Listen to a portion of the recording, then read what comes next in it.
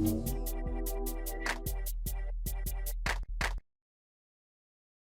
everybody. It is 9:30. There's recording in process.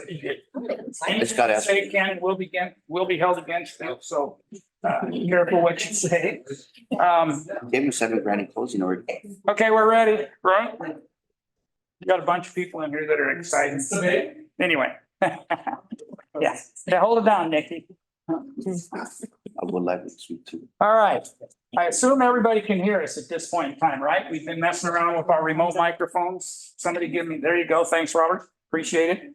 All right, we decided to do this a little while ago and then we had to cancel it because some of our panel dashed off to other places and have Michigan. left me standing here alone while they were in Pontiac doing all the amazing things that you can do in Pontiac, Michigan. I'm sure the list of entertainment value there is endless, isn't it? Anyway, so we moved it over today. I know it's a Friday and that's a weird day to have a training class and things, but it's also a good day to have a training class because it kind of pumps you up for the weekend. And I can think of no better people to pump us up than the people that are sitting here today. And so what I'm going to do first of all, and this is for two reasons. One, I want you to know who's here. They're going to introduce themselves, tell us which office they're from and maybe how long they've been in the business. We don't need an entire biology and chronology and all of those ologies and things, okay?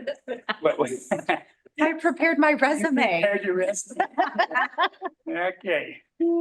So anyway, we're going to let them introduce themselves and I also want to do it as a sound check in a way because we've got the remote mic out here and I want to make sure that you can hear everything they say because I know you can hear me because I'm close to the computer and the mics and things. However, we're not here to hear me.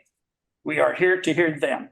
And so with that in mind, Lauren, you're sitting right here. That'll teach you to sit closest to I me. know, geez. Well, I already sit close to you at the office. That's true. I'm Lauren Espy. I'm from the Hemet office. I've known Terry since I was 18 when I started with Century 21. So I came on in 2004 and I got my license in 2010. So I've been a licensed realtor since then. I've known her since she was a baby, but I can't attribute any of her success to anything I Yeah. And the fact that I keep her 3 desks away from me. Yeah, right. Have an eye on me. So you heard her okay? Thank you. Good, good. Lucy. Okay, hi, I'm Lucy Zion. I'm with the Murrieta office and I've been a realtor for the last 9 years and here at C21 for the last 4 years. Awesome. I kind of thought you've been in this longer than that. Right? Each other for a long Feels time. like Feels it. like it, yeah. Yeah. Karen. Right on. Been in the business since 1989. So that's 35 years. And we've been with Masters for over 6 years. Yeah, Must be doing something right, huh? yeah. There we go. And I'm in the Temecula office. There you go. All right. She brought her own. My name is Otto Fonseca. I'm at the Canyon Lake office. And this is my 7th year in the business. And I've been with Century 21 for 5 of those 7. Very good. Very good. Yeah. Yeah, they were kidding us early that Otto was our token guy. And actually, I had Otto on my list right off the bat, so. Plus, I think when I look around our office, I think we're about 3 women to every man anyway, so They're better than us. I guess. Smarter than us, learn more quickly than us, get to there. Anyway, so we're gonna talk about several different items today. At least they are. Some of them they're gonna be surprised about probably, and some of them they probably won't be surprised about because I did give some helpful hints along the way so that they didn't come in here totally unprepared. And mainly so that I didn't come in here totally unprepared.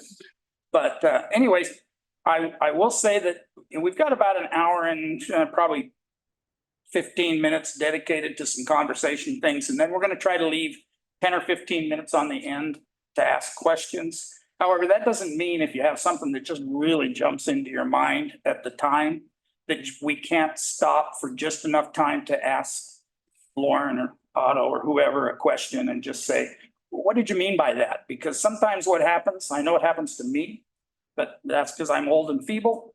But but what happens to me sometimes if I have to wait until the end to ask my question, and we will have some Q&A at the end. But if I have to wait till the end to ask my question, it's gone. I don't remember exactly what it was about. So if you have something that just comes to your mind that you're really impressed to get an answer on and things, don't hesitate to like raise your hand or kick me or holler out a name or whatever, okay? Cool. So we have the ground rules kind of laid out. I don't have very many rules in my life. So it doesn't take very long to go through my ground rules. All right, my ground rules is interrupt whenever you want to, and it's fine with me. Okay. So with that in mind, what we're going to try to do is we're going to cover a couple things. One is hopefully things for new people that can give them an idea of how to get to where these folks are. And you know, what they've done to achieve some of those things. We're not going to go through item by item, and I'm not going to tell you how many commission dollars Lucy made or anything else. That's not where it's going. But we are going to talk a little bit about what they do on a regular basis and what might happen or what that might do to benefit you as you go through things.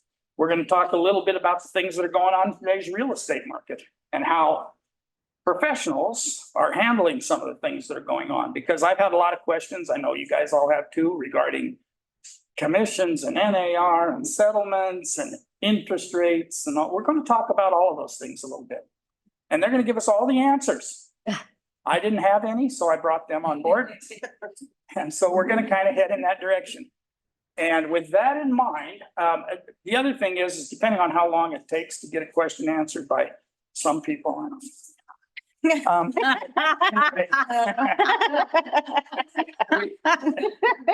We might not hit every question to every individual, okay? It might be like we'll do here and here and then there and here and wherever. So, and that is just whatever I decide to do at the time. It's another one of Terry's rules. There are no rules, okay? Okay, so with that in mind, I am going to go through right off the bat and ask each one of you to tell us what your day looks like. Okay, so that in mind, we'll go through this first stuff. You got up, you got in the shower, you got dressed. I don't want all of that stuff. And then what happened to your day? Lauren, you're sitting closest to me still? So I haven't moved yet. you do it first. I go to the office first thing in the morning. So I normally start my day off in the office.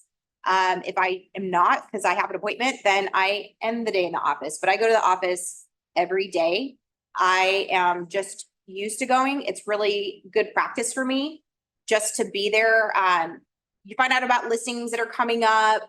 If people have a need, maybe you can help them out. So that's the first thing that I typically do. I answer my emails first thing in the morning. I follow up with escrow. And then I follow up on my leads. So I'm normally doing that, whether it's emailing, texting, calling for like the middle part of the day. And then I also do that in the evening after I go home, because I try to leave the office around 4. That doesn't normally happen. Terry knows we have a back gate there and they'll hand me the lock and go, "It's your turn to lock up, kid." So if I am there later, I'm still doing what I would be doing at home, which is following up with people that get off work at the end of the day and then can have a conversation with you. So do you have time blocked off for prospecting and things every day? I try. I'm getting better at it. That was my thing the beginning of the year, is that I felt like I was doing it like bits and pieces here and there. I don't think a lot of people realize that I am prospecting in the middle of the day. They'll just see me like staring at my screen and they probably think I'm messing around on Facebook, but I am actually like following up on leads and texting people that like to be texted. So And I can see her phone and it's not usually Candy Crush. no. Lucy, you're next. Yeah, so I wake up in the morning, I try to schedule my calendar for the week on Mondays or Sunday evenings. So I like to see, I like how the Century 21 has the week at a glance. And we're able to see what kind of classes do I want to be at this week? What Zoom calls do I want to be on so I can plan my week accordingly? I do try to come into the office 5 days a week. We do have 3 children, but they're grown and gone, so we could work from home, but I really do like coming into the office, and it just gets you in that atmosphere of working daily. So I'll come in, check my emails. If I don't have an early meeting, then I do put aside from 10 a.m. to 12 p.m. for prospecting every day. So while I'm prospecting, John's prospecting as well. And we'll talk about, if there are homes or appointments that we have later in the week. So we'll coordinate that together. We'll go to lunch, and then in the afternoon, I'll check my emails and return any phone calls.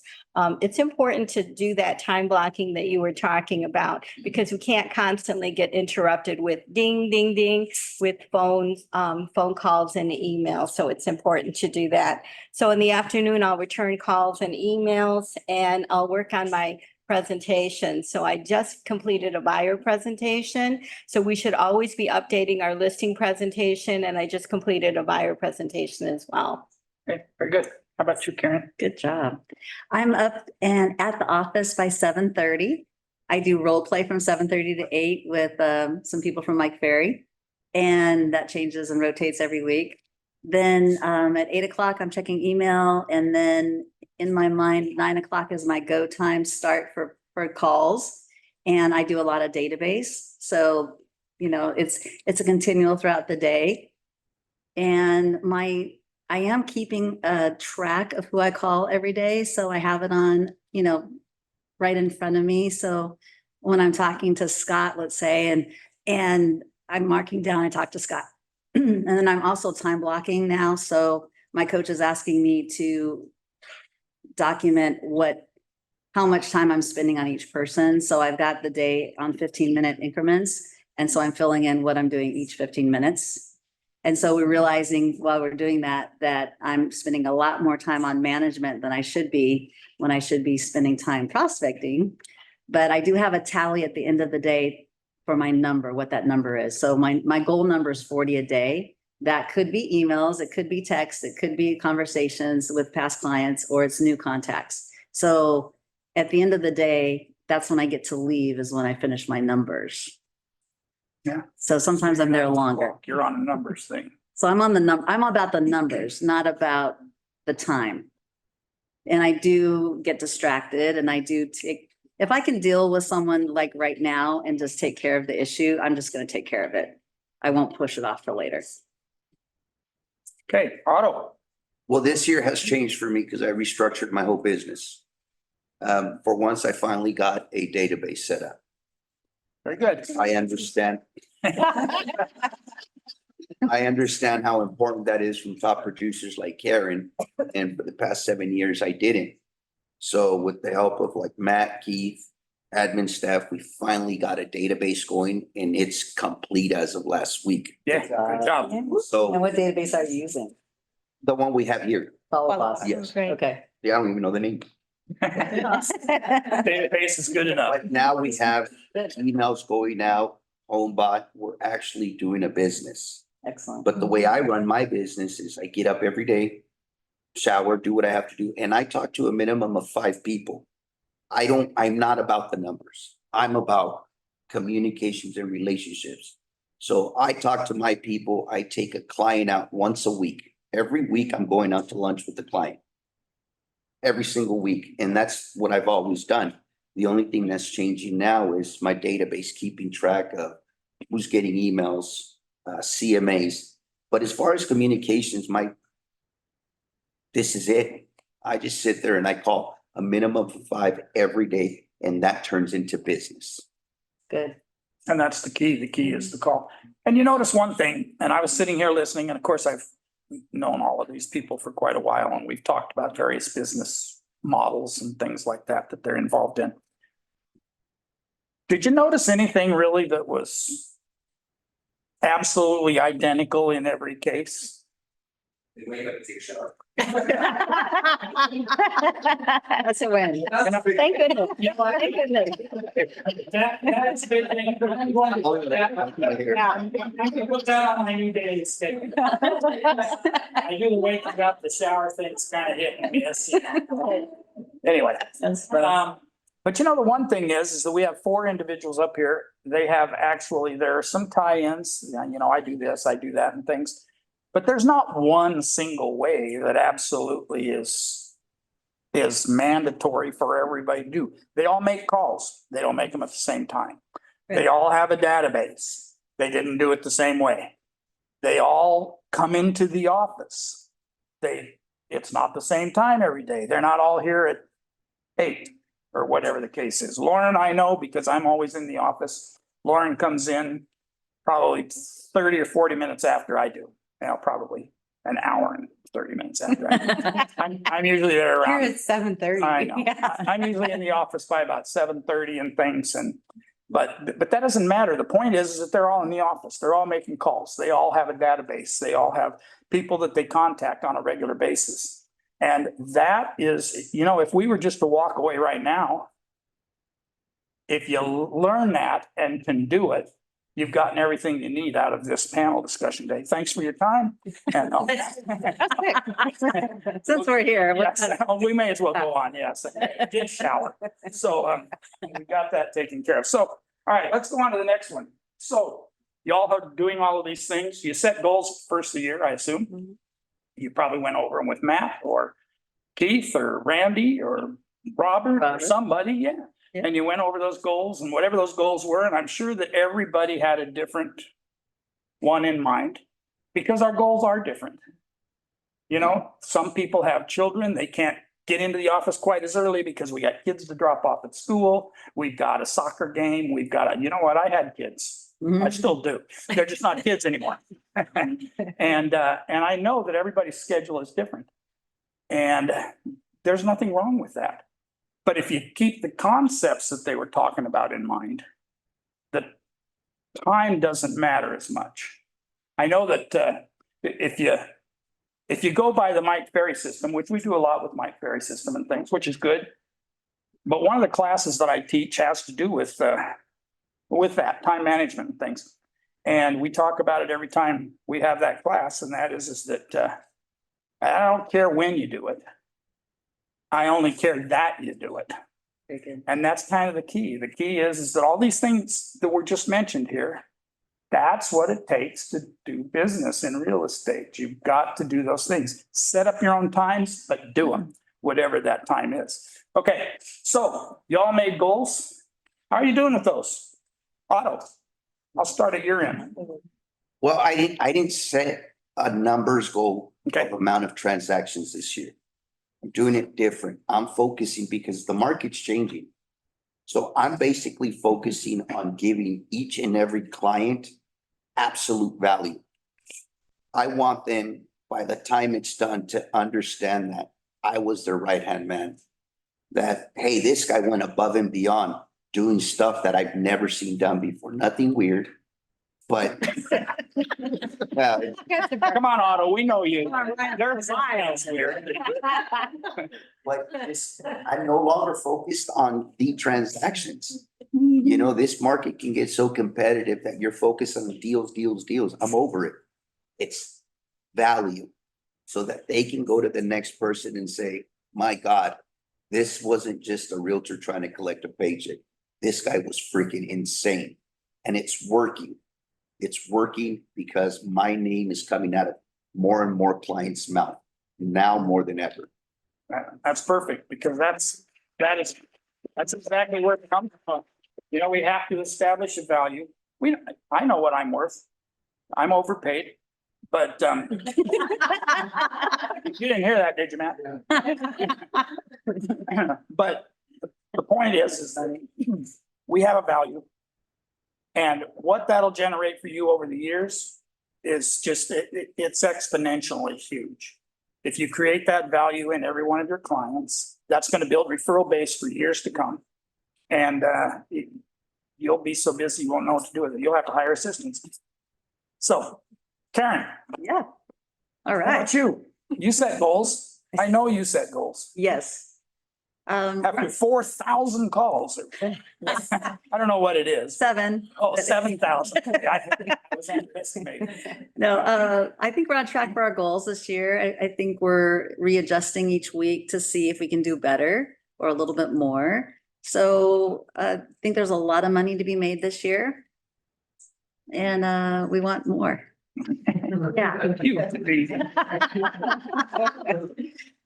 Let's see, you set some goals. I did, I know, we talked about those. yeah, I did set some goals. One of the things that I really thought about in my business is just because John and I work together as a husband and wife team. It's important when we were talking about time management to talk about having some time together as a couple. So we have a rule in our house, don't know if you do, but like from 6 o'clock on, that's family time. So we have dinner together and we talk about things. But I think where we shine, and I did a lot of self-analysis at the beginning of this year, is just being in front of people. So my goal this year is to just get out of the office a little bit more and be in front of people more. I am one of the mentors here, and that's very rewarding. I just love to see my mentees grow. And I'm so thankful for them. They help me be a better agent to help them as well. So, and then I recently joined the National Association of Hispanic Realtors. And I'm really enjoying that, and I want to get more involved with that organization. So my goal is just to get in front of more people. And we had dinner last night with some friends, got to talking just about casual things and kids. And before you know it, she's like, you know what? My mom is in a nursing home now, and we need to sell her house. Can you help me? So it just happens like that. So keep talking to people and get yourself out there. That's it. And Lauren, how are you doing on Daniel's goals? Daniel has a lot of goals. My husband he's licensed with the company, but he's more like my backup. He recently went from his license being NBA to being licensed with the company. So he is our stay on track person in the family. He's very motivating, but his goal for us, which is different than Robert's goals. Robert's my coach, by the way. He wants us to go out more on the weekends and do more door knocking and open houses. So that's what we are doing. It's not super comfortable for me. He's never met a stranger in his life. So he's excellent at this. And I mean, I think my husband's a good looking guy, and we do market a lot in senior communities. He is just real great at being like, let's sit down and talk. Even if they just want him to like change a light bulb or something like that, he's totally fine with it. He's great at networking that way. But he's, definitely wants us to be able to spend the time together on the weekends as opposed to him sitting at home and me going out and doing this by myself. But we are trying to, just make sure that anytime that we're spending, has to be towards something. Like I can't just be sitting around like, well, maybe I'll do this and maybe I'll do that. I need to have like a vision in mind of what we're going to get accomplished in the next like couple months, and setting specific weekends that we're going to be doing, like plan on doing an open house or plan on door knocking. And I am really good at pop buys for my clients. I just did one yesterday. I just thought I was going to take a look at her new shower that she was very excited to show me. And then she sat me down and goes, I think next year we're going to sell the house. Okay. But you just stop by and say hi to people. And I like seeing my past clients. I really enjoy hanging out with them and being able to, just check in with them. I've got a lot of people that they don't have family in town anymore. So it's nice to be able to see them and, say hi. And sometimes they want to refer me a client, or sometimes like yesterday, they say, I think we're going to sell the house next year. What do you think? It's good. And you notice in all these goals, and I'm going to keep bringing this up, okay, because we're all different people. And so I'm going to bring this up more than once during this little 75 question. But anyway, they all have, their goals were set differently. They were set based on different things. When you set goals, there are 5 equities of setting goals. And I didn't hear any of them talk money, which is okay, because all that other stuff will turn into money at somewhere down the road. But you know, your goals start out with physical goals. Keeping yourself healthy, because if you're not healthy, you're not gonna be worth a crap. I don't care. There's gonna be too many days where you say, oh, this isn't the day for me to do that. I'll cross that off my checklist. I was gonna go door knocking, you know. So you have your physical goals, you have your mental goals, which is to learn. Lucy was talking about looking at her calendar and trying to figure out what training she should go to or what she needs to brush up on. Does she need to go to every one of them? Certainly not. I could probably learn from her. But that's a mental goal, is to improve. And maybe it's books, maybe it's podcasts, maybe it's something while you're driving around in the car. Maybe it's just talking to other realtors because you happen to be in the office. But it strengthens you mentally.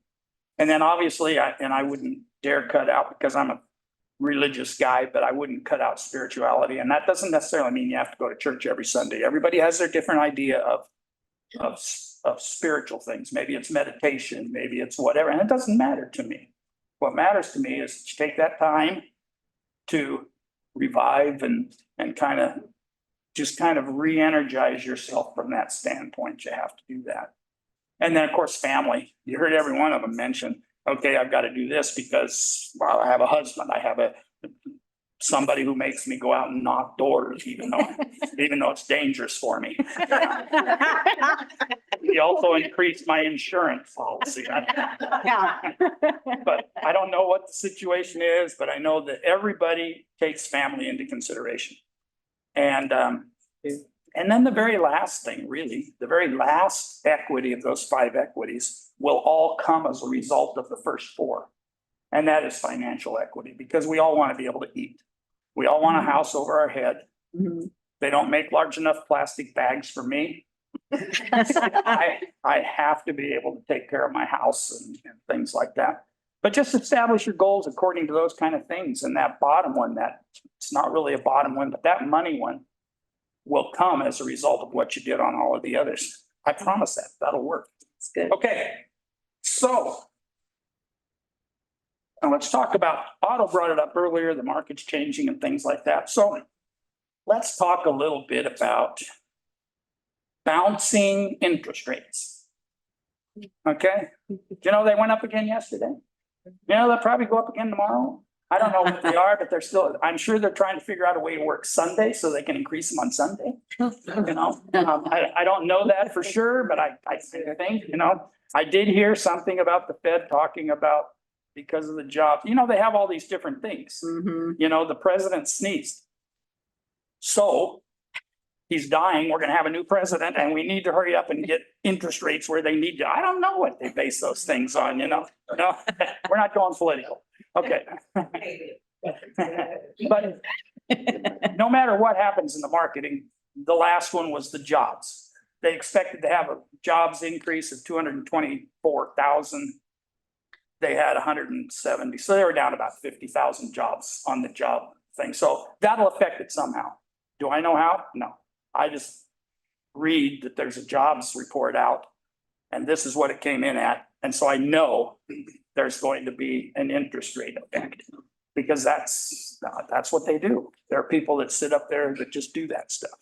So with that in mind, let's see, who haven't I started with? Lucy, have I started with you? I know I got Lauren, I know I got Otto. Not yet. Tell me what you do to talk your way through bouncing interest rates. You know, I'm a client or a potential client or something like that, and I can't afford to move Right. because I'm paying a 2.75 interest rate, and my next one is going to be a 7.55. Well, historically, I was a loan officer for 7 years before I got my real estate license, so I have that background too. And historically and ironically, when this couple that we had dinner with last evening, they told me they bought their home in the late 80s. The interest rate was 18%. So I do bring that those numbers into context when I'm speaking with a client, because are we going to see 2.6 again? Maybe not in our lifetime, but you never know. you know? And so I say historically, if they're at 7 or 7.5 right now, that's still really, really good. And what's more important than interest rates is what do they plan for their future and for their family? You know, do they have to move because they have a job change? Do they have to downsize because the kids are gone and now I don't need this 5,000 square foot home anymore? Was there a death in the family? What is going on in their lives? How long are they going to be in their next home? And so they may not have a choice. And they can always refinance too. So I'm happy to refer business to Scott or Jenny or any of our loan officer partners here. But through educating them and talking to them, then we'll find out what their situation is. And I cater to them because I do want to help them get the home of their dreams, and they can always refinance at a later time. How about you, Karen? That's good.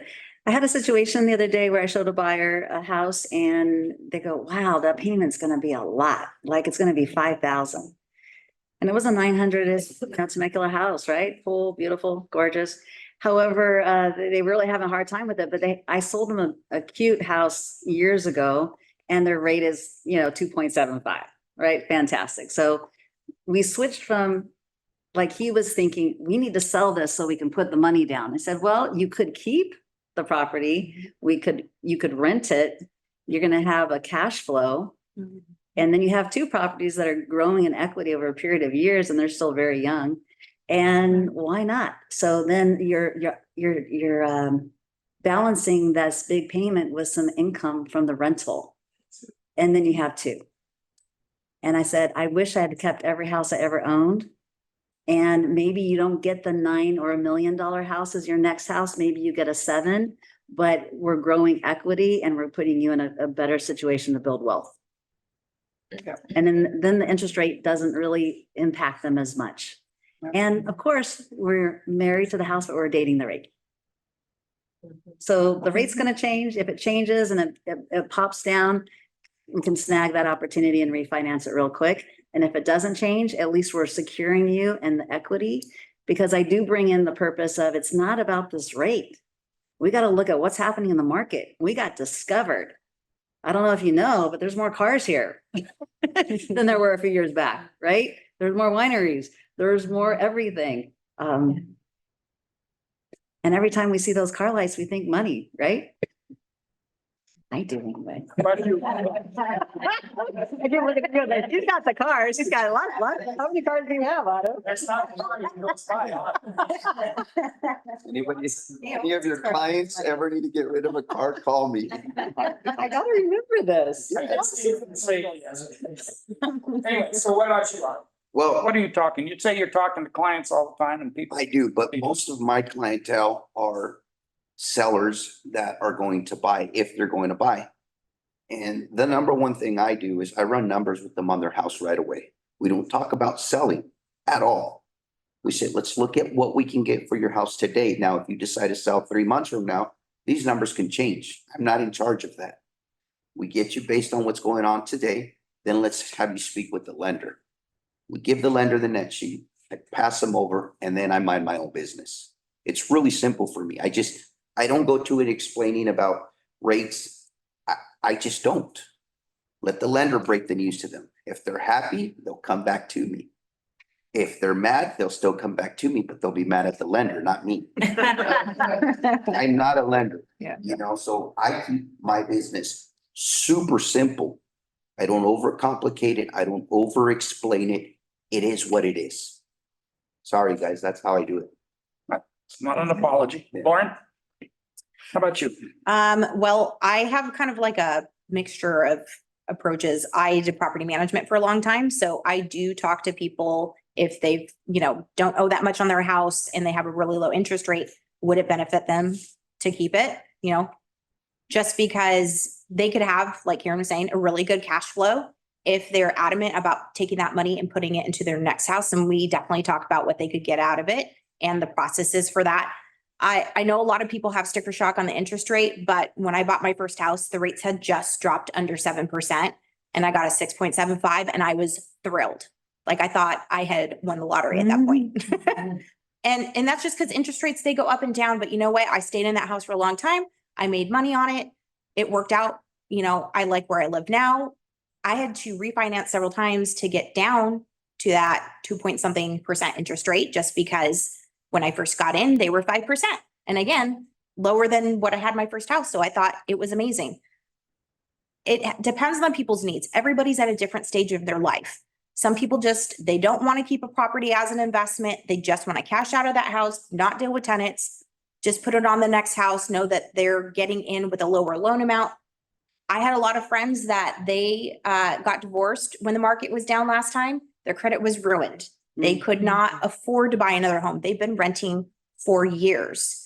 So they're excited about paying that amount of money and getting that interest rate because they get to own their home again and build that equity. If you owned a home and you lost it in foreclosure or it was a short sale, it was such an emotional thing. And to be able to get another home after so many years of repairing credit and, paying off judgments. This is what a lot of people in my generation have had to go through.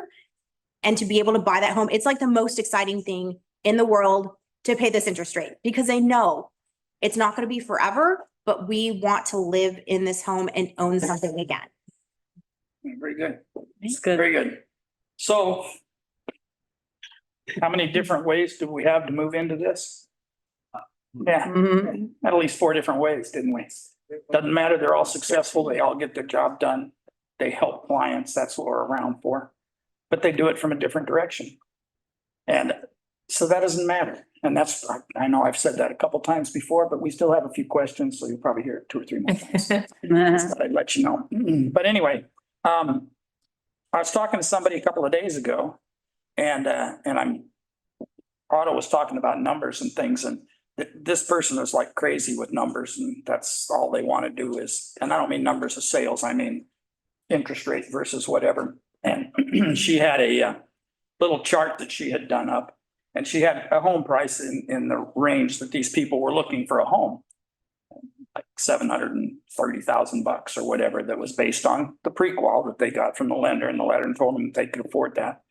And but they were skittish on interest rates and all those kind of things. And so she had backed it off, and she gave them a side-by-side chart of, if you wait this many months, your interest rate could change one way or the other, who knows where.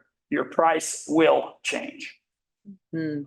And your price is changing at approximately this much. So how long do you want to wait to make that move? That house that's 730 now is going up at somewhere between 6.5% and 8% a year. That hasn't changed. Is that going to change? No. It can't change yet because we don't have any houses. Mhm. We've got, we need properties for 40 million people, and we can actually put about 23 of them in their own house now. 23 million out of 40. So we're down about that many properties. We've got to get more homes, which is up to us, right? Right. List more homes. Have you had a listing in the last 2 or 3 years that, you don't have to answer this, but just answer it in your brain. Have you taken a listing that you haven't sold? Probably not many, huh? Mhm. Because they need houses. When do I need a house? I need a house when I need a house. I need to sell when I need to sell. Right. It doesn't matter what the interest rate is doing or what the home prices are doing. I need to sell. I'm moving to Pontiac, Michigan. Motivation. There. I'm gonna go sit at a desk with 6,000 other people. And anyway, so who knows what people's situations are? How do we find those things out? We brought it up, every one of them. You talk to people about renting, you talk to people, you talk to people, you talk to people, you talk to people. Yeah. You gotta get with people. Okay? Good. Terry, Yes. I want to say something real quick that brought something up. Why I'm so careful on giving numbers is I went on a listing presentation last week. And it wasn't a listing that I had sold. They came through a referral through another friend. They've been in this house for 1.5 years. And they're negative. They're upside down on that house. They overpaid. And the reason why I don't give numbers or you should do this, you should do that. I let the lender do that because that example, whoever sold them that house promised them, oh, you buy it, you can refinance later, you're gonna gain equity. this is gonna happen. Well, look what happened. It's happening to quite a few people right now, where the agents overpromised them and told them, don't worry about it. You can refinance. Well, the rates were supposed to go down in February. They haven't. They continue to rise. Some of these people that bought a year or 2 years ago, Mhm. they were promised that these prices were gonna just go through the roof. They haven't. They're increasing again now, but anybody that's been in the business know that in the past 4 or 5 Mhm. months, we took a huge dip. Mhm. Therefore, they're in trouble. So they didn't call that idiot that sold them the house because he lied to them about everything. And now they come to me and they say, can you help us? I can't. They have no money to come out of pocket. They can't afford the payment.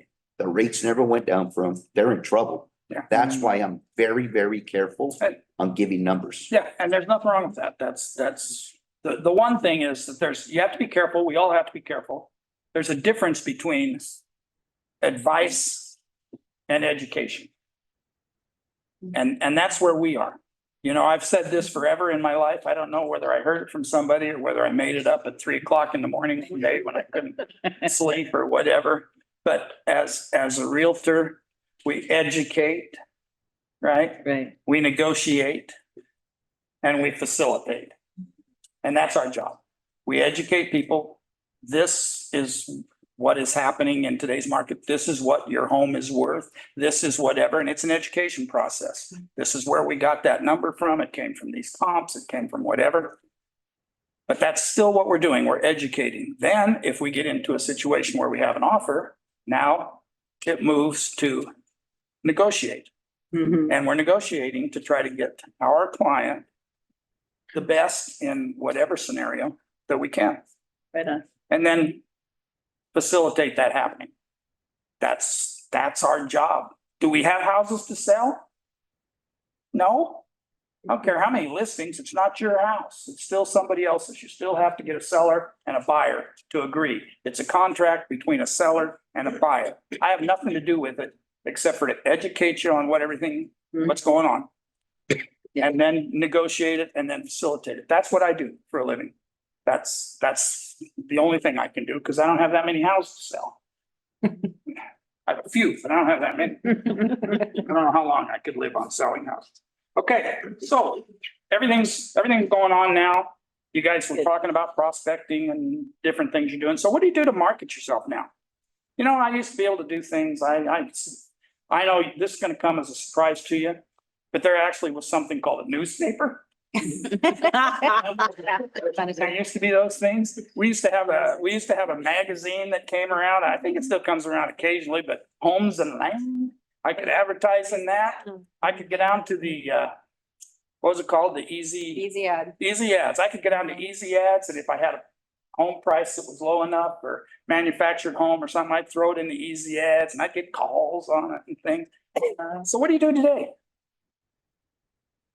Lauren? You have to be on Google. You have to be super consistent on it. I just spent 2.5 hours this week talking to Google. Did I want to? No, but I am trying to be better about my web presence. So I've been doing Google local service ads. I just started a YouTube channel. Erin Lanning inspired me. Even if it's not doing videos of yourself, any of your listing videos, which some of us spend a lot of money on marketing for those. Wendy, I just saw your video. It was beautiful. And you could put that on a YouTube channel. Yeah, so that's what I am learning to do right now is everything. At most buyers, it was, 10 years ago, yeah, people looked online, but you could still do print ad, like what Terry was saying. You could run an ad in the newspaper. I know, shocking. But you really don't have as much of that anymore, especially for people coming out of the area. Even if they're not computer literate, they're going to have their kids and their grandkids get on the computer and find them a house in the town they're looking to move in. So if you're not having a good web presence, you're not going to get as many leads. Yes, we get a lot of word of mouth and that's great, but I'm trying to build my database more.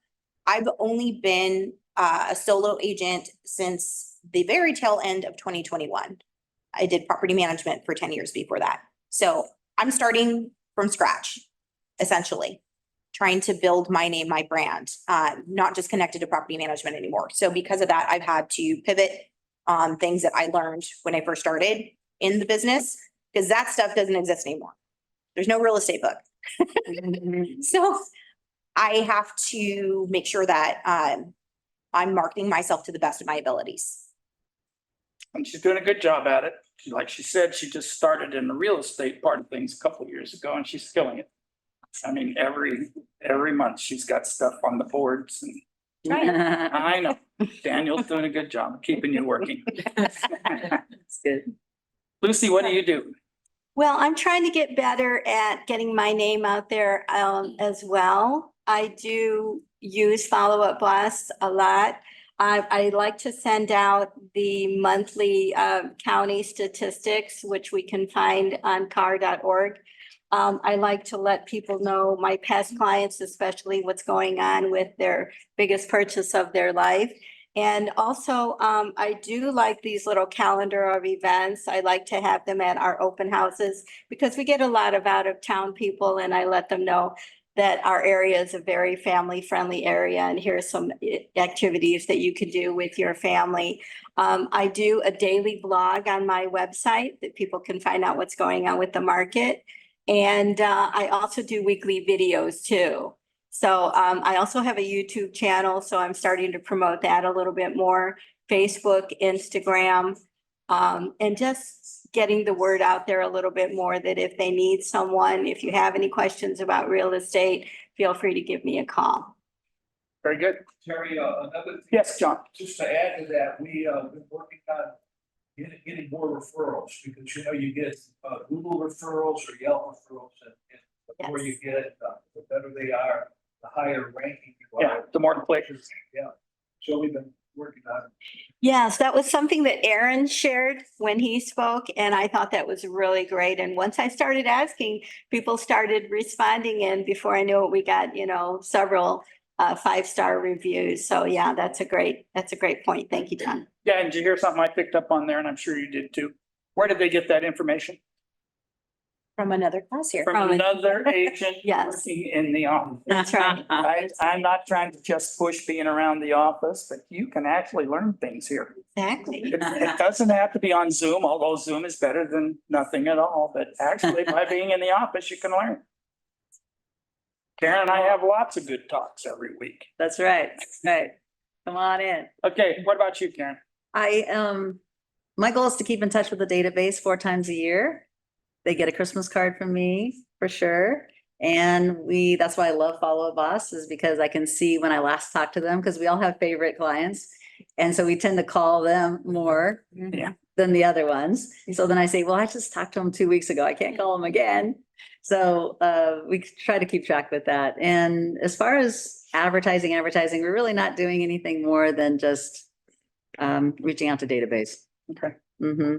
nothing wrong with that. Instagram is blowing up every day. I do hire Holly, who helps with the company, and I have her help me with the Instagram. Very good. Autumn? So my business is 100% referral, but like Lauren, I want more. So my database, now that I have it going, I do try to talk, I picked my premier clients and I talk to them once every month. And I've literally requested them on every social media, like, well, not everybody, like Instagram and Facebook. And every month that I go talk to them, I go right before I talk to them, I go on their page and see what they've posted, what they've done, so that I can have a conversation about them on what's going on in their life, because nobody cares about mine. That's good. It's them. So we keep it short, we keep it simple, but at the same time, it's just letting them talk. So my follow-up one is Follow-Up Boss is number 1, once a month to my premier clients, 4 times a year with the rest of them. On top of that, social media, we're trying, I mean, it's hard to do that. Trying to do the social media, Instagram, Facebook, Reels. And one of the biggest thing, like Lauren said, is Google. I still haven't figured that out, but we're gonna get it. YouTube, I'm not quite there yet. I'm taking baby steps. I've tried I think the other one is TikTok. I don't even know how to look at stuff. Terry's gonna dance for us. Yeah, I just know you have to dance when you do TikTok. I I'd don't. like to see you dancing. no, that's not happening. Come on, Otto. No, It's gonna stop with the dancing realtor. yeah, no, but I tried to TikTok and I have no clue. I get frustrated and I might click on something that, because, yeah. I hear that. Enough, then you start sweating. They might just respond back. But you know, there's a couple of things, and you heard them all, but they're all falling back to contacts and things, getting in touch with people. But how did they know who to go back to? I heard several people say, Follow Up Boss. Now, do you know how much Follow Up Boss costs you? Nothing. It's Do great. you have any prices? No. $3.99. Free, isn't it? Mm. 99, where'd that come from? $3.99. Oh. No, Thanks, Keith, for your patience too. yes. We've been trying, and Matt, we've been trying the database for 5 years now. Now it's gonna explode. There you go. See, that, the thing of it is there are things that the company sponsors for us that doesn't really cost us anything that, do you have to use every one of them? Probably not. I wouldn't, I'm with Otto. You know, I can't even watch TikTok, let alone use it. But, the Follow Up Boss takes you through all of those things. And you've got to have some way to keep up. You just have to have some way to keep on top of things. Otherwise, you won't keep on top of things. Yeah. You just can't. I don't know that, and I'm not going to go back too far in my history and things, but my database was 3x5 index cards. Mm. Okay, that was my database. I had this little neat box. And it had January, February, March, April, you know, and so on, things in it. And I would write down that I contacted the Mirandas and we talked about this and I need to call them back on the whatever. And it would move to a different place. And then every day I'd be going through, that was my database, for crying out loud. All right, it worked. I did okay. But with these things that you can pull up anywhere you want to and things, it makes a little difference. Terry? Yes, sir. For the record. Question or answer or An something. individual seat on Follow Up Boss without white logo is $91 a month. Wow. Ooh, Yeah. good to know. Mhm. Good to know. So along with the Follow Up Boss, you also have the HomeBot, right? That's part of my. That's part of Ylopo. And HomeBot's a fabulous tool and I do use that and Todd, who helps me with the back end, he's inputting the database into that system, right? And so I get notified who looked at HomeBot and who's been looking at their value. And then I make it a point, maybe not that moment in time when I know they just clicked it open, because we can see a lot now, right? Yeah. So, but soon I will call them and say, just touching base. It's kind of like, you know, checking out their Instagram. Yeah. Very good. That was last checking it out. I don't know. All right. So that's another tool that the company's offering that's just beautiful. So you know, you already know they're thinking about their house. They may be thinking about it for the next year, but they're thinking, and we need to be part of that conversation. Absolutely. Good points, everybody. Okay, so you do all of this marketing, you do all these talks, you do all these conversations and you talk to people about things. Lauren, what's the biggest objection that people have?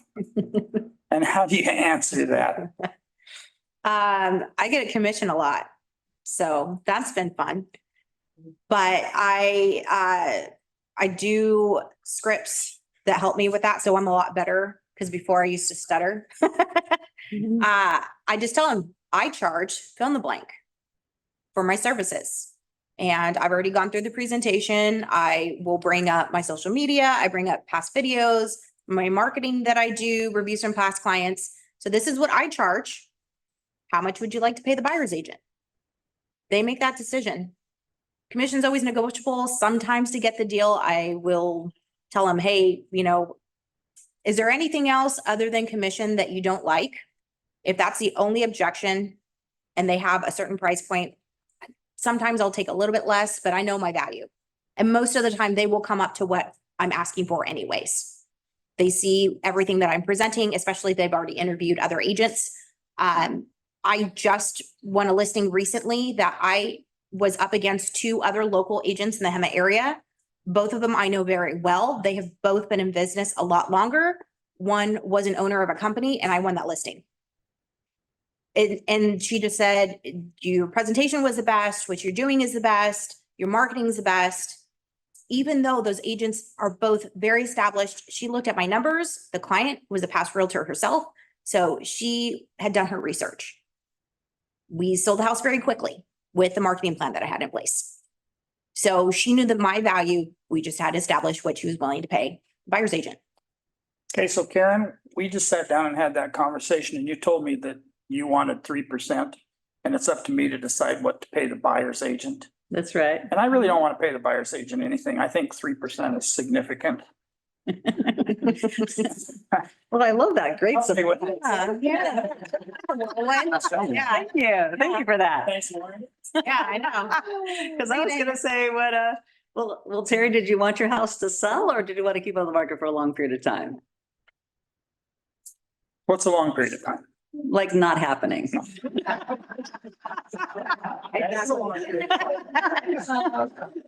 So there's that, you know? Karen works hard, but she's not a miracle necessary. I hope you love your house because you're gonna be here for a while. Yeah, So what's your recommendation? well, if I'm meeting with you in person, I would have my data and We're right here. we're right here. Okay, so I have my data right here, you know, Lisa, you got it for me. And on these 5 homes that are available, we can look at what the other sellers are giving the buyer's agent. So one's giving 2, 2, 2, 2.5, 3. And so as the buyer and the buyer's agent are looking at houses to show and sell to their buyer, which one do you think would excite them to show your house versus the competition? So are you actually educating them on what's going on in the marketplace Yeah, to know where the value is and where it lies? I would hope so. You would hope so. Yes. Okay, very good. You guys did good. You can role play together later. But that is my line. Normally it is a 3%. And if I really need to come in with something that to sizzle and kind of take them away from someone else they think is offering the same service, then I can help get rid of some furniture for you. I know a guy that can get rid of that car and also have the house cleaned, right? Or something that's not like a percentage point. I think I learned this from Neil a long time ago. He said, instead of saying, hey, I'm going to cut it half a point or a quarter of a point, how about I'll throw in $1,000 towards repair costs? Or something like that. Now, this would be on a $20,000 commission, Yeah. not a small. Right, Yeah. right. Okay, now that we've established the commission, I don't like the price very much, Lucy. You don't like the price, why? You're just a lot lower than what I felt like. Oh, I okay. just, with all of the work I've done, it has a lazy Susan in the corner cupboard. It's- Right, right. And it's really important to know what's out there, know your inventory and to see, it's important to be confident when you run your comps. To see and look at apples to apples versus something else, because everyone thinks that their home is the best home on the block. But, you know, it's important that we educate them on what is selling and what's not. And like Karen was saying, do you want your home to sell quickly or not? You know, let's get back to motivation, because if people aren't motivated, then they're not going to move. But by throwing in what we do for our 3%, and Suleika and I went on a listing presentation recently also, where we had a death in the family and there was a successor trustee. And I think the reason that we got the listing was because, like Karen was saying, that we threw in these other options that we could do. And we actually went in on a couple weekends and helped clean out the home and brought in an estate salesperson and brought in someone to remove the junk and that sort of thing. And that's the value that we offer to our clients that perhaps other people or newer agents may not think that we have that ability to help the client too. And then by the time I finished my spiel, he was just like, where do I sign? You know, and that's what we want. Just to talk them down. Right. But in that calm voice. Yes, I know. Yeah. I don't feel intimidated by Lucy And, talks. and also on C21 University too, I did some research recently and there are some buyer talking points too that you can download and talk about. So I try to find out where people are and what's going on with this NAR lawsuit and everything and just kind of see where they're coming from and what their understanding is, and then try to talk them off the edge. That's good. Yes. Otto, do you have any different objections in what they've brought up so far or a different way of handling it? Well, commissions, that's the number one thing, but I think that NARS lawsuit was the best thing that ever happened to us. Because they put it so much out there and all they ever said was 6%, 6%, 6%.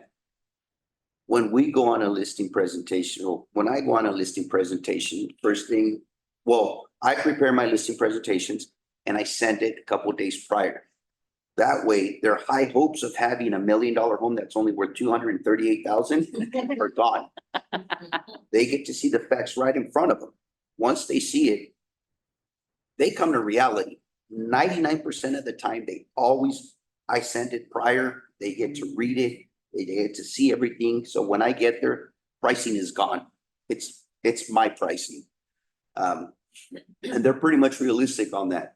But with the commissions, they say, well, Otto, what about the commissions? What about them? Let me hear your thoughts. And then they're like, well, is it true that we have to pay 6%? Say, you don't have to pay anything. What do you want to pay?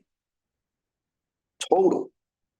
And then they're like, can you do it for 5.5? You know what? I could do it for that. Or you? That'd be really nice.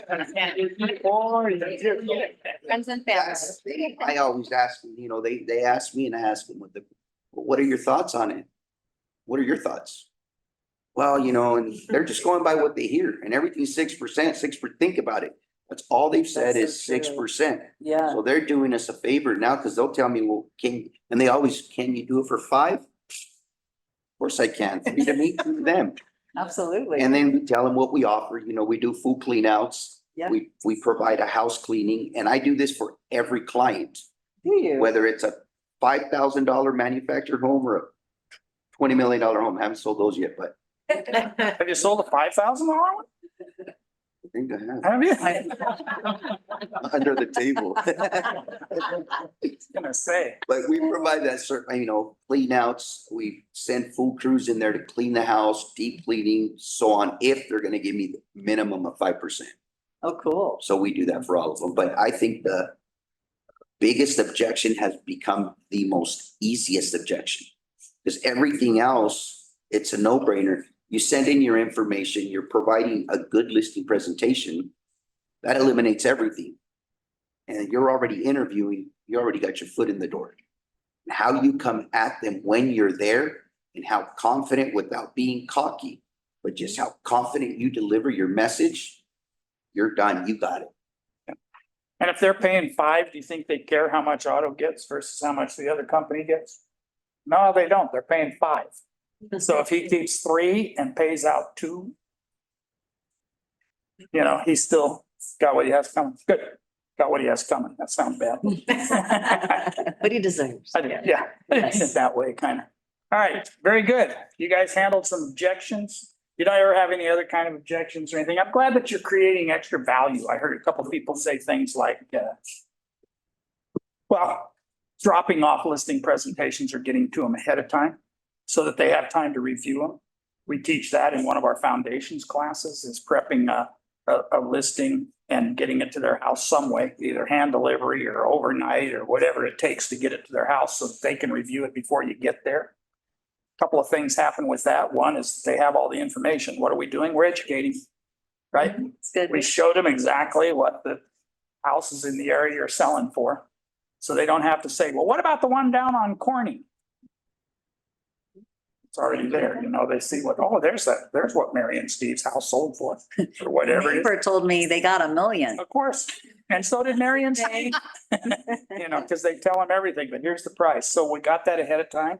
So that doesn't eliminate it, okay, but because they still have that lazy Susan in the corner cupboard that Mary and That's right, Steve that's did. right. However, that rarely creates a $50,000 shortfall or addition. So anyway, educate them on the price, get the listings out there ahead of time, make sure that they know what's going on.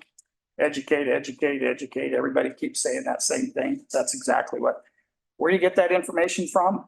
Coming into the office, looking on all of the things that you have available, info sparks, all of the things that go out there. You have to be educated in order to educate. Another thing, you have to pay attention to your inventory, and this just happened with me and Karen. Pay attention to your inventory because the market changes drastically. She has a listing in Marietta. And 3 months ago, the prices were not even where they're at now. So then we're watching it, we're preparing our client to get his home ready. And I seen it was one of hers. If it would have been somebody else, I mean, from our office, we always have to look out for each other. But what I'm saying though is I called her, I said, hey, look, I'm gonna go live here soon, but I'm gonna wait till you close this because you're gonna create a higher comp in my area so that I can justify the price that I'm gonna list for. Otherwise, I'd be dead in the water. So we had a conversation. She was kind enough to share with me, hey, this is what we're gonna close for. Now my client's over the moon because he's gonna get about 60,000 more than what he originally thought. Because the market changed and we were studying what was happening. But communication with other agents within our own Century 21, other companies, I don't give a shit. I'll murder them. But within our network, No, we don't have an 8-second delay. I just thought I'd let you know that. doesn't matter, the board knows me already. So here's the thing, within our own network, talk to your other agents, have that conversation. Do not kill their sale because their sale might help you. Yeah. So that's just a little insight thing. Always look around who's in your area, who's selling, and don't be afraid to pick up the phone because that phone call can just make you look like a rock star in front of your clients. Could you create value for them? Hey, I know that person. I'm kind of a big deal. I know her. Oh, well, But he created value for his client. that's what I'm talking about. He That educated them. he educated and them and he- as a result of that, there's $60,000. Let's wait till she closes, Wednesday. because she's the queen. And once the queen closes, we're done. Yeah. Yeah, go ahead and price. She'll close. And we're gonna own the neighborhood. There you Okay. go. There you go. Anyway, good information, good I've got something information. to add with that real quick. Go ahead, Lauren. You do that. Talk to other agents without, not in the company too. If you are looking for something, you have already put it out there to people here, like I have a buyer that needs this XYZ. I've called people and said, nothing's on the market, not in our company, other agents that I know. Because I try to network with people, like especially in my local town that I know that they list a lot in a community or something. I found a buyer, a property that wasn't on the market yet. They're like, I'm listing this one next week. I'll let you guys go ahead and go in because I already have the signed contract. We're just waiting for the cleaner to go in, photos, da, da, da. And the house we sold it immediately. But I had to put my feelers out there because I was looking for something very specific for a very picky client. So just call. I mean, we may all work together at some point. There have been people that have come and gone within the company, come back to the company, or may start working for us at some point. Build good relationships with other agents in your communities. You never know who you're going to do a deal with. They may take your offer over another offer that is exactly the same because they know you're the easy person to work with. That's true. I've won lots of buyers' homes that way with local agents, just because they know me. They know how hard I work. They know that I'm easy to do transaction with. They know I communicate. That's a good idea. I also use reverse prospecting for that as well. I think that's important. Because our community is really very small. The movers and the shakers have been around for a while and they're going to be around for a while. So it's important to play nice. But get to know those people and have the relationships. I like what Otto was saying about supporting each other too. We should be looking at the listings. We should be looking at the buyers, what comes back on the market, et cetera. And it's really important to show up at our open houses too. That really means a lot when we're doing an open house and we have another agent from our company come in to support us. So that's important. I do a lot of my drive arounds on Saturday doing, You That do? is- I've I seen you. know. I just pop into open houses that are being done by somebody in our office, or maybe somebody outside the office, but usually within our office, just to say hi and Nice. see what's going on. All right, good. We're getting kind of short on time. We could probably go on for like 16 hours, but I promised everybody an hour and a half. So let me kind of jump ahead just a little bit. And that is that we have an NAR settlement that I'm not going to go into a lot of detail. We've hit a lot of details on and things like that. But as of about July-ish, and I did just get back from some CAR meetings. I was gone for a couple of days to CAR. And they talked about it extensively and things. They're still pushing towards they want to have everything done and ready to rock and roll by July, because even if they don't get a settlement confirmation until later on in the summer, Yeah. confirmation is going to require, the way it's written right now, is going to require that we have started in July. Wow. So even though it may not be confirmed until August or something like that, it's still talking about July. So we're going to get a forms release here. That is, I will tell you that between forms, new forms and changes and things, there are only 71. What?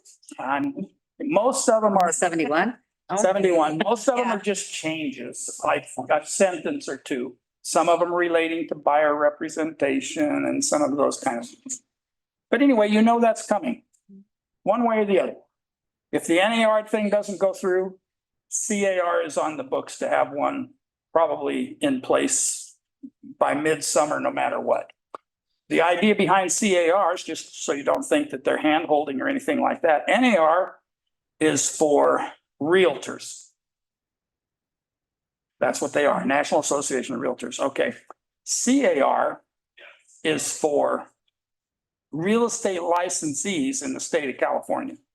So it covers non-realtor people and things like that as well. And that was CAR's push, is it doesn't make a difference for us to have these guys and you all abide by one set of rules. But if I'm just licensed, then I don't have to abide by those because I'm not a member of CAR or whatever. So that's a come down with the Department of Real Estate. So we know it's coming. So let's see, we're gonna, I'm gonna get to everyone. I'm gonna get to every one of you. You said you list a lot of properties. You never started with auto yet. And Right. Women, I tell you. I can't, she's tracking that. Anyway, God. Yeah.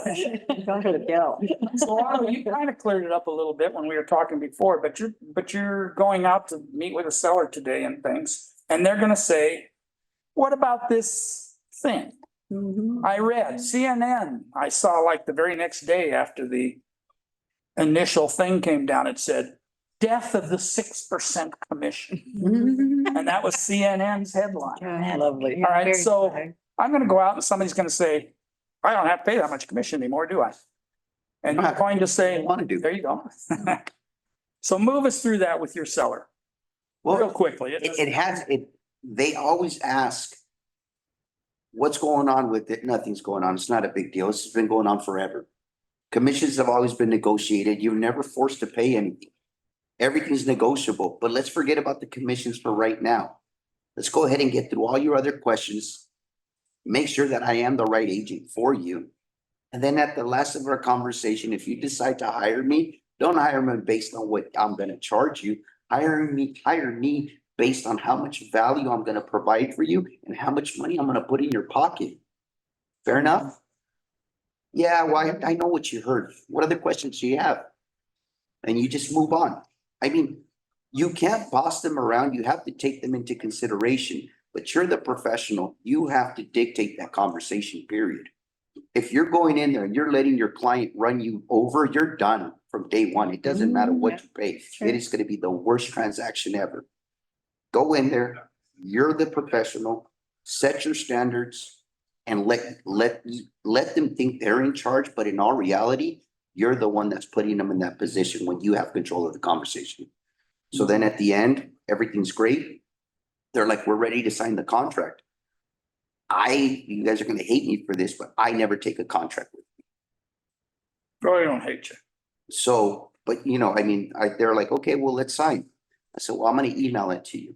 I said, I don't bring contracts because I don't want to put you on the spot. I want you to think it over. I want you to make sure that I'm the right person for you. Okay, well, we are perfect. Commissions. What do you want to pay me? Then that's when it goes to, Well, we heard, because once again, they put it into their minds that everything's 6%. No. So what do you want to pay me? Well, you want to pay 5%, 5.5, done deal. And that's it. This was the most easiest thing. Before they would negotiate, they try to lowball you and go to Nikki, go look at my listing contracts right now, 5%. 3 to me, 2 to the others, and they're paying the transaction fee. So it has been so much easier because they already know. I just treat it like it's no big deal. You were gonna pay this anyways. So just pay it and let's go. Very good. Karen, why don't you do the same thing? We're Wow. gonna have these guys go with you. Should I give them any notice or should I spring it on? Spring it. Well, I think he said it perfect. Basically. You like his answer? huh? I do. I like his answer. I think the other part I'm overthinking is when they say I don't have to pay the buyer's agent. Right? And I feel that will come up, but the question is, we know we can advertise closing costs.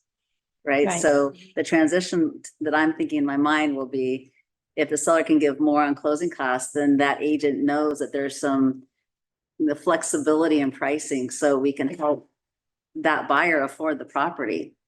So I think that's gonna be my strategy on that. Okay.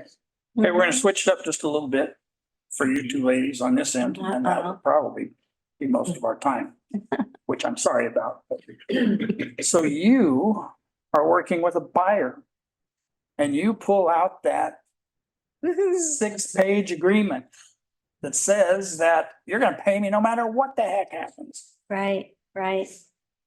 Tell us about that. So it's important to have a buyer's packet ready to go. One thing John and I insist upon is meeting the clients here at the office. Meet them here at our Murrieta office, go over a buyer's packet with them. I find out as much as I can about them because I don't want to waste their time and I don't want to waste my time either. So I kind of think of the analogy of a traffic light. If they don't want to tell you any information, if they don't want to give you proof of funds, if everything that they're saying is kind of like red flag, that's a red light. I'm not going to go with that client. If someone is very hesitant on signing this new buyer's agreement form, to me, that's a yellow light and I have to overcome those objections. Lots of times they may not like to feel pressured and I don't pressure them because I'm not that type of an agent, but you know, I will answer their questions and overcome their objections. But if they're like, you know what, let me think about this for a little bit, fine, take it home, think it over. We did that with a client in Oceanside that we met down there. They loved John and I got the impression, but they didn't want to sign the buyer's agreement. So they said, let me think about it. They talked it over. We had a lot in common, overcame their objections, and they're like, you know what, we're ready to go. Let's go with you guys. And they signed the buyer's agreement. I sent it by DocuSign. They ended up buying a new build and we just closed on that in February. So that was about a year ago process. So, you know, don't be afraid if they do have objections and they're a little bit cautious. But if they come in and they have everything together, we make a good rapport relationship. I've explained everything to their satisfaction. They have proof of funds and either they have a lender and a pre-approval or I can get them with one right away. Then that's a green light. Let's go ahead and let's get going today. And I get excited for them. Let me help you find your dream home. Let's go, you know, and I'll even have 1 or 2 ready to go and we'll go see the homes. And I tell them, you know, this is how we work. This is who we are. You know, we're going to do a good job for you. You're going to be happy. Hey, Lauren. It's beautiful. You have to get a BRBC signed. I just had a listing that the agent that showed it didn't have one signed. And the buyer had been under contract with another agent and that sale canceled. She claimed she had a BRBC. They both wrote an offer for the same buyer in the house. You have to have that agreement in place. It's a best practice. I don't want to go out and be a tour guide. Gas is expensive. I don't mind showing one house to somebody who is seriously considering coming from out of the area. They're relocating. They want to get a feel for where they could potentially be moving. Especially if they own a home, they've got equity in it. One house, no big deal. Let's just look around the area. But if you've got a first time home buyer and they want to go from house to house to house, you have to have a contract in place. We have to get you pre-approved before we start looking. Because a seller doesn't want to have a buyer in their home that is just a looky-loo. I have had people that didn't want to sign the agreement even after, discussing it with them and explaining, because they just want to be able to call anybody. And maybe they'll work with that agent, maybe they won't. You don't want to be that person who's spending your time and energy looking for a home for them and using your connections and not have that client be loyal to you. You have to have an agreement to buy a car, to list a home. I mean, you do your taxes, they're gonna have you sign an agreement with them, right? Every major service that you have to have a contract signed. Why is it any different for buyers? Okay, Very very good. good. Very good. Okay, this is it. You guys are almost off the hook. All right. You got some new people here, you got some old people here, you got some people that have run into walls and they're stopped in their progress and things like that. Everybody give them one takeaway that will help them move to the next step, regardless of what that step is. And we'll just go back down the row. Well, no, we'll go to Lucy because Okay. Lauren just finished talking. So basically, bottom line, I mean, we all have different goals. We all got into this business for different reasons. And so I wrote down a couple talking points, and it's basically just, what do you want out of your career? Who are you? Do a lot of self-assessment, know yourself. I look at my skills and then I look at what areas am I weak in. So I educate myself and I, get certifications and different things. So, education and role playing is important. Know your market. Say what you mean and mean what you say. And people are going to work with someone if they know, like, and trust you. Karen? That's good. I like it. I would encourage you just to define what habits you're creating for yourself this year.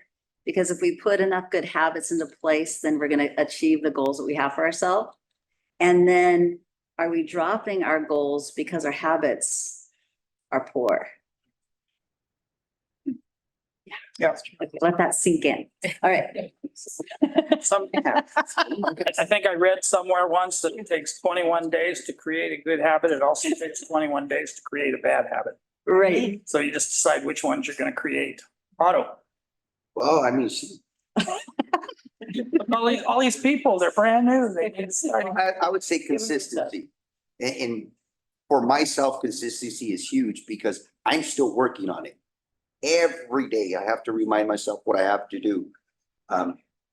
Stay consistent, worry about you, find what makes you you and be unique and genuine. You're gonna attract the people that are like you. They're gonna want to work with you. If you're into knitting, get more involved in knitting.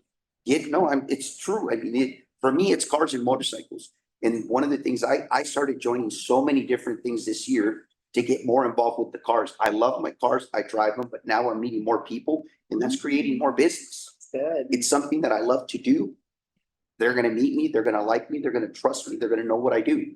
So stay consistent, talk to as many people as you can every day, make it about them, don't make it about you. Nobody cares about you. Be genuine in being concerned about them. And one of the things they always say, contacts equal contracts, and never ever treat a client like a paycheck. Be in competition with yourself and nobody else. Who cares if that other person is doing more deals? Good for them. But you're building relationships. That person might do 50 deals this year, but next year they'll burn out because those 50 deals that they did have zero. Their clients are not going to say anything good about them, but you can do 10 this year and you'll do 10 next year and 15 the following, and you're going to build that. You're going to build that empire because you've been consistent, you've been honest, and you really, really cared about your clients. It's not a race. It's good. Good point. Stuff right there. Okay, Lauren.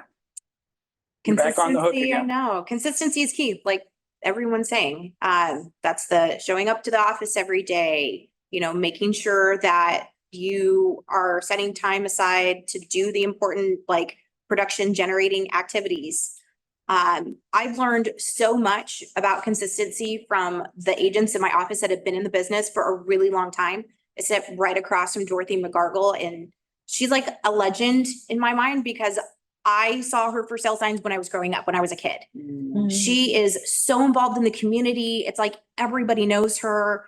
And she could easily retire and just like rest on her laurels and call it a day. But she shows up to the office and her marketing has always been consistent. She's always done postcards. She does her postcards for everything. So I've learned a lot from different people that have been in business a long time, like Terry. Terry shows up every day, you know, and not just because he's in management, like that's just in him. And then just building good relationships with their clients. These people want to see you after the transaction's done. They want to invite you to their housewarming party. Just go. I know sometimes it can be like, oh, they really want to see me again after this. So I'm going to move on to the next one. You could be meeting other people that saw what a great property that you got them and want to buy a house or sell their home. So just reconnect with their clients. And again, like Otto was saying, be genuine. I can't be a different version of myself. It's not going to feel authentic. It's going to come off as fake and people will feel that. But if you are who you are, which Terry knows I'm loud and opinionated, then they're going to respect that, you know, because sometimes people need to have the hard facts. It's like about the price of their home, about, you know, if you don't pay a buyer's commission, you're not going to get people looking at your home. No one wants to work for free. You have to have those hard conversations. People will respect that about you, that you can take that head on and, you know, be okay with it, not feel uncomfortable. Very good. Nice. Very good from all you guys. So we didn't leave any time for, we have 37 Sorry. seconds for all the questions. If anybody has anything real important, they've just been sitting there just dying to ask, hurry. Did I see a hand back there? Oh, you were just looking at lies? Well, that's okay. All right, good. Anybody on Zoom? Anybody on Zoom have a question that they haven't had in the comment thing? We've been trying to look at the comments, but are we Yeah, good? what do they do for follow-up? Follow-up procedure? Follow-up us. Okay. Yeah, okay. but when you call your clients, what is your follow-up method? Is it a buyer or a seller? Is it a I'm sorry? buyer or a seller? Let's say it's a seller. It's a seller.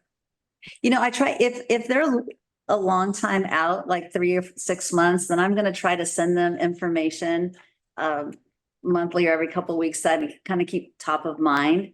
So instead of like constantly calling them, hey, are you ready yet? Are you ready yet? I know they're not ready yet. He's got a big trip to Europe planned. He's not coming back. I'm not gonna interrupt his trip to Europe. I have one like that. And so we're gonna keep them, send them the Stephen Thomas report, something of values.